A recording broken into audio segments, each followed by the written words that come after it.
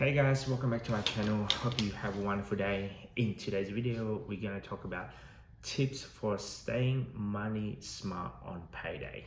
During payday, lots of things could happen.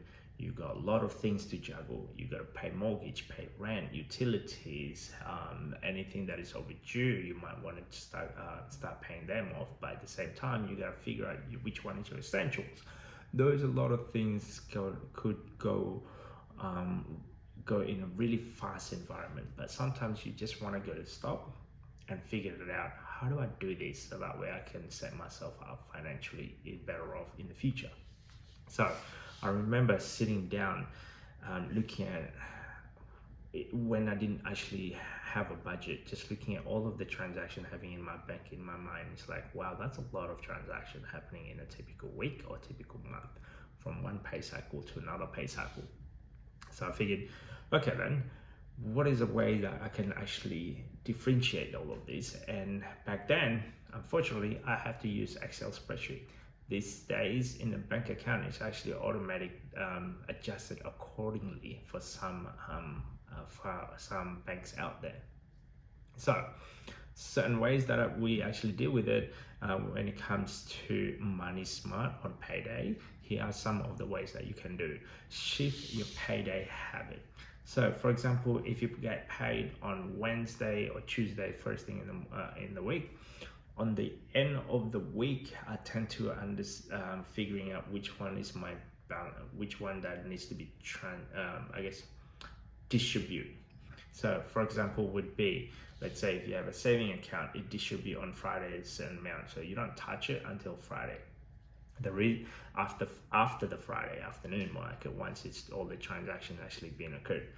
The reason why I chose those 2 days gap, just in case if number one, there's a public holiday, there's a broken system somewhere on a payday, and there might be a delay or so from the money being transferred to your bank account. So that's the reason why I do that. Let's say if you have something that is renewed, for example, your registration or insurance, they usually go by yearly. I'll break that down instead of a yearly, work it out how much is it per week or per pay cycle, and put that aside automatically. And then same thing also with your monthly bill. If you're getting paid in a weekly, you just split it into 4, put that aside. So I do have a spending, like fixed spending account, let's say. Those are all of the bills that's just gonna go out before I even spending them, and I work it out. It would be a certain dollar figure every pay cycle. Let's say once you figure out what it is, and that other saving account, I usually use it for just spending or upkeep on the property. So that's what I do. Get your priority right and figuring out which one is important. Is this a want? Is this a need? For me, that kind of have a lot of differentiation between one product or one services between one to another. And then another one would be take a hassle out of saving. So a certain portion of my payday on Friday automatically goes to a saving account. Without doubt, some of my investment account goes to that. So a certain portion of that on a Friday, some part of it goes to a saving, some of them goes to investing, without having any hassle. And then you balance it out throughout the week on how much you need throughout the whole entire week or until the next pay cycle, let's say. If you want to invest, think about doing it automatically, because that helps a lot for me. So on like depositing them occurring and recurring all the time.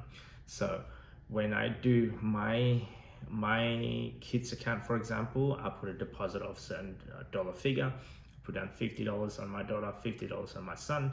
That comes out on Fridays as well, automatically, without me touching them.